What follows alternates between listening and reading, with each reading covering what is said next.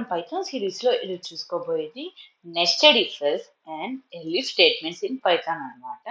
దీని గురించి డెప్త్గా with example and syntax and flow chart గురించి చూసుకోబోతున్నాం అనమాట ఈ మొత్తం వీడియో ఎంటైర్ వీడియోలో. సో ఫస్ట్ వచ్చి అసలు నెస్టెడ్ ఇఫ్ అంటే ఏంటి? A nested if means one if inside the another if. అంటే ఒక ఇఫ్ లో ఇంకో ఇఫ్ ఉండటాన్ని నెస్టెడ్ ఇఫ్ అంటాం. అంటే ఇప్పుడు దీని ఒక సింటాక్స్ చూసుకుందాం. ఇఫ్ కండిషన్ 1 ఇఫ్ కండిషన్ 2 అంటే ఇప్పుడు ఫస్ట్ ఇఫ్ అనేది ఒక స్టేట్మెంట్ మెయిన్ ఇఫ్ అనమాట. దాని కింద ఇంకో ఇఫ్ ఉంది, దాని కండిషన్ 2. అట్లా మనం ఎన్నో కండిషన్ నెంబర్ ఆఫ్ ఇఫ్స్ అనేది మనం పెట్టుకోవచ్చు. అట్లా ఇప్పుడు కండిషన్ 2 పెట్టుకున్నాం కదా, దాని కింద ఇఫ్ కండిషన్ 3 ఇఫ్ కండిషన్ 4 అట్లా సో ఆన్ ఇఫ్ కండిషన్ ఎన్ అనేది పెట్టుకోవచ్చు. దిర్ ఇస్ నో లిమిట్ అనమాట. సిచ్యువేషన్ తగ్గట్టుగా మనం ఎన్ని ఇఫ్స్ పెట్టుకోవాలో మనకు అర్థమైపోయింది ప్రోగ్రామ్ రాసేటప్పుడు. సో మీకు నెస్టెడ్ ఇఫ్ అని ఆ డెఫినేషన్ ఆ పదం గుర్తు రాగానే one if inside the another if అని గుర్తొస్తే సరిపోయింది. It is known as nested if అనమాట.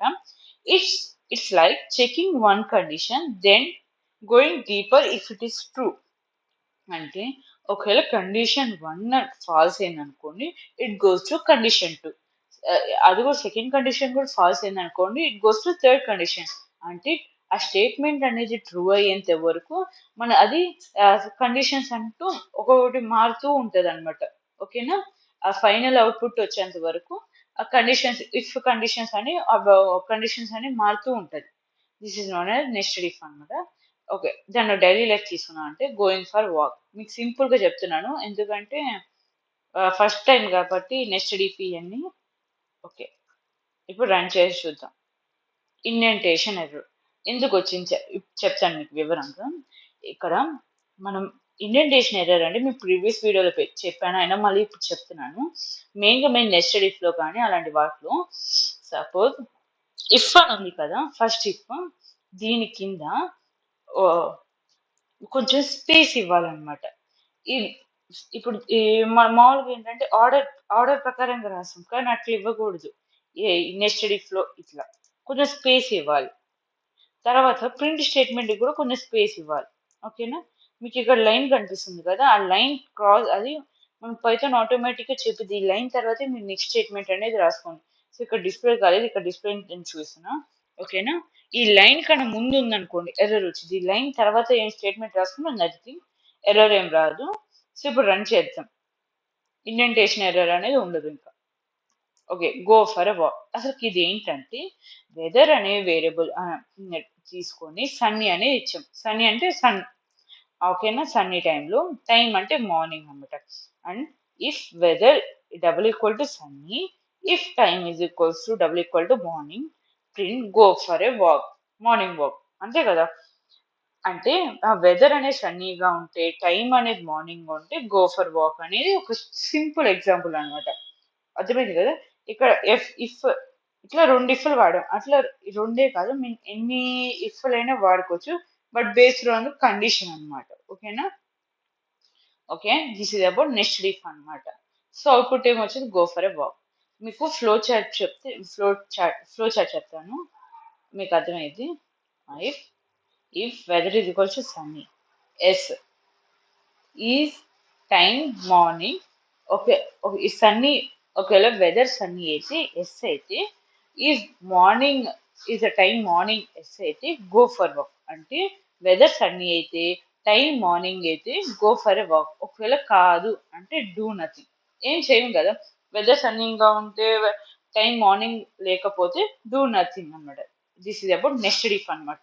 నెక్స్ట్ వచ్చి యూజింగ్ ఎలిఫ్ అంటే ఎల్స్ ప్లస్ ఇఫ్ ని షార్ట్ కట్ లో ఎలిఫ్ అంటాం పైథాన్ లో కానీ ఏ అదర్ లాంగ్వేజ్ లో కానీ. ఎల్స్ ప్లస్ ఇఫ్ ఎలిఫ్ అనమాట. సో దీని ఒక సింటాక్స్ ఏంటంటే, suppose if condition 1 do something, elif condition 2 do something else fall back. అంటే ఇట్స్ లైక్ మల్టిపుల్ పాత్ అనమాట. If the first condition is not true, check the next. ఓకేనా? If the first condition is not true, ఆ first condition false అయితే, true కాకపోతే it goes to elif అనమాట. అది కూడా కాకపోతే ఎల్స్ బ్లాక్ లోకి వెళ్ళి ఎగ్జిట్ అయిపోయింది ఇంకా.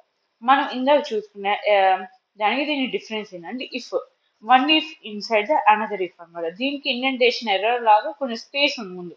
కానీ ఇక్కడ మనం ఎలిఫ్ లో చూసుకుంటే ఇక్కడ there is no indentation process అనమాట. అన్ని ఆర్డర్ లో ఉన్నాయి. ఇఫ్ ఎలిఫ్ ఎల్స్ అనేది ఒక ఆర్డర్ లో ఉన్నాయి అన్నమాట. So it's like a multiple path అనమాట. ఒక ఫస్ట్ కండిషన్ ట్రూ కాకపోతే ఇట్ గోస్ టు సెకండ్ అనమాట. సో మీరు కూడా దీనికి ఎగ్జాంపుల్ చూసుకుంటే అర్థమైపోయింది. సో చిన్న ఎగ్జాంపుల్ అనేది తీసుకుందాం. ఓకే, ఏంటి వాట్ టు ఈట్ అనేది కాన్సెప్ట్ మీద తీసుకుందాం అనమాట. సో ఫస్ట్ వచ్చి ఓకే, ఈ ఎగ్జాంపుల్ తీసుకుంటే ఇప్పుడు హంగర్ అని ఇచ్చి ఎస్ అని ఇచ్చాం. Food available is equals to pizza అని ఇచ్చాం. If hunger is equal to yes అని ఇచ్చి, if food available is equals to pizza ఇచ్చి, ఈ ప్రింట్ ఈజ్ ఈట్ పిజ్జా అని ఇచ్చాం. ఒకవేళ అది కరెక్ట్ అవుట్పుట్ రాకపోతే if it's not satisfied then go for elif అనమాట. Food available is equals to salad and print eat salad అనమాట. ఒకవేళ అది కూడా కరెక్ట్ కాకపోతే ఎల్స్ ప్రింట్ ఈట్ సంథింగ్. ఒకవేళ అది కూడా కాకపోతే నాట్ హంగ్రీ అని ఇస్తాం అనమాట. సో ఇప్పుడు దీన్ని రన్ చేసి చూద్దాం, అప్పుడు మీకు ఎక్స్ప్లెయిన్ చేస్తాం. ఇప్పుడు ఈ పిజ్జా అని ఎందుకు వచ్చింది? హంగర్ అనే వేరియబుల్లో ఎస్ అని ఇచ్చాం. ఎస్ ఇచ్చి food available is equals to pizza. Pizza అనేది అవైలబుల్ గా ఉంది అంటే if hunger is equals to yes. ఒకవేళ హంగర్ ఎస్ అయితే if food available is equals to pizza అంటే హంగర్ ఎస్ అయితే ఫుడ్ అవైలబుల్ పిజ్జా అయితే ప్రింట్ ఈట్ పిజ్జా అని వచ్చింది. ఒకవేళ ఈ స్టేట్మెంట్ కూడా కరెక్ట్ సాటిస్ఫాక్షన్ కాకపోతే ఫాల్స్ వస్తే అంటే ఇక్కడ నో అని ఉందనుకోండి, ఇప్పుడు ఈ సాటిస్ఫాక్షన్ కానట్టే కదా. సో ఒక అది ఈ సాటిస్ఫాక్షన్ కాకపోతే పిజ్జా సాటిస్ఫాక్షన్ కాకపోతే దెన్ గోల్ ఫర్ ఎలిఫ్ అనమాట. Food available is equal salad అయితే ప్రింట్ సలాడ్. ఎల్స్ అది కూడా సాటిస్ఫాక్షన్ కాకపోతే ప్రింట్ ఈట్ సంథింగ్ ఎల్స్. ఒకవేళ అది కూడా కాకపోతే ఈట్ నథింగ్ నాట్ హంగ్రీ అనమాట. అంటే ఇప్పుడు సపోజ్ ఇక్కడ సలాడ్ అని ఇద్దాం, ఎల్ఏడి సలాడ్ అని ఇద్దాం. ఇప్పుడు రన్ చేసి చూస్తే ఈట్ సంథింగ్ ఎల్స్. ఓకేనా, ఈట్ సంథింగ్ ఎల్స్. ఒకవేళ పిజ్జా లేకపోతే ఏంటి సలాడ్, సలాడ్ తిను అన్నాం. ఆ సలాడ్ కూడా లేకపోతే ఈట్ సంథింగ్ ఎల్స్ అనమాట. ఒకవేళ అది కూడా లేకపోతే నాట్ హంగ్రీ అనమాట. ఓకేనా, సో ఇది ఎలిఫ్ అనమాట. ఓకే, దాని ఒక ఎగ్జాంపుల్. అంటే ఇక్కడ మనం హంగర్ అనే వేరియబుల్ తీసుకొని ఎస్ అని పెట్టాం, ఫుడ్ అవైలబుల్ అనే వేరియబుల్ తీసుకొని సలాడ్ అని ఇన్సర్ట్ చేసాం. దానికి హంగర్ ఒకవేళ ఎస్ అయితే ఫుడ్ అవైలబుల్ పిజ్జా అది సేమ్ అయితే ప్రింట్ ఈట్ పిజ్జా అని వచ్చింది అనమాట. ఒకవేళ అది కూడా కాకపోతే సలాడ్ అని ఇచ్చామనుకోండి, ఈట్ సలాడ్. ఒక అది కూడా వల్ల కాకపోతే ప్రింట్ ఈట్ సంథింగ్ ఎల్స్ అనమాట. ఒకవేళ అది కూడా ఎగ్జిక్యూట్ కాకపోతే else print nothing not hunger అనమాట. So this is about elif అనమాట. దాని ఒక కండిషన్స్ చూసుకున్నాం కదా. If condition 1 do something, if elif condition 2 do something else. Else అంటే fall back. It's like multiple path అనమాట. If one condition is not true check the next. ఒకవేళ ఒక condition true కాకపోతే నెక్స్ట్ పాత్కి వెళ్ళిపోతాం అనమాట, నెక్స్ట్ కండిషన్కి వెళ్తాం. దీని యొక్క డైలీ లైఫ్ ఎగ్జాంపుల్ అనమాట. సో ఇక్కడ మన ఫ్లో చార్ట్ చూసుకుంటే ఎలా అయిందంటే, సో ఫ్లో చార్ట్లో ఏంటి, ఆర్ యూ హంగ్రీ అని అడిగాం అనుకో, ఎస్ అయితే ఏమేమి ఫుడ్స్ అవైలబుల్గా ఉన్నాయి, పిజ్జా ఉంది, సలాడ్ ఉంది, అదర్స్ ఉన్నాయి. ఈట్ పిజ్జా అయితే ఈట్ పిజ్జా వచ్చి, సలాడ్ ఇచ్చాను ఈట్ సలాడ్, అదర్స్ అంటే ఈట్ సంథింగ్ ఎల్స్ అని ఇచ్చాం. ఒకవేళ ఆర్ యూ హంగ్రీ అంటే నో అని ఇచ్చానుకో, డూ నథింగ్ నో హంగ్రీ అనమాట. ఓకేనా, దీని ఒక ఫంక్షన్ ఇలా ఫామ్ అయింది.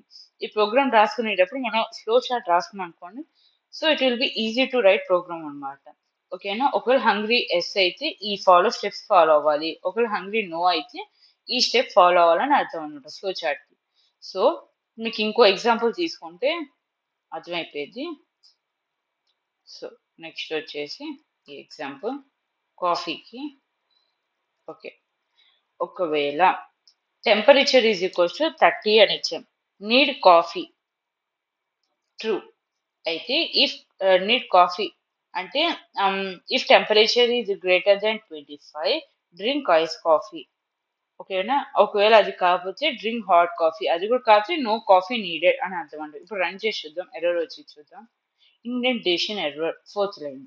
ఎందుకంటే ఇక్కడ ప్రింట్ అనేది చెప్పా కదా దీని కింద ఉండాలి. ఓకే, ఇప్పుడు రన్ చేసి చూద్దాం.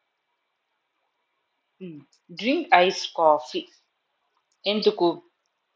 If temperature is greater than 25, అంటే 30 అనేది 25 కన్నా పెద్ద కాబట్టి సో డ్రింక్ ఐస్ కాఫీ అన్నమాట.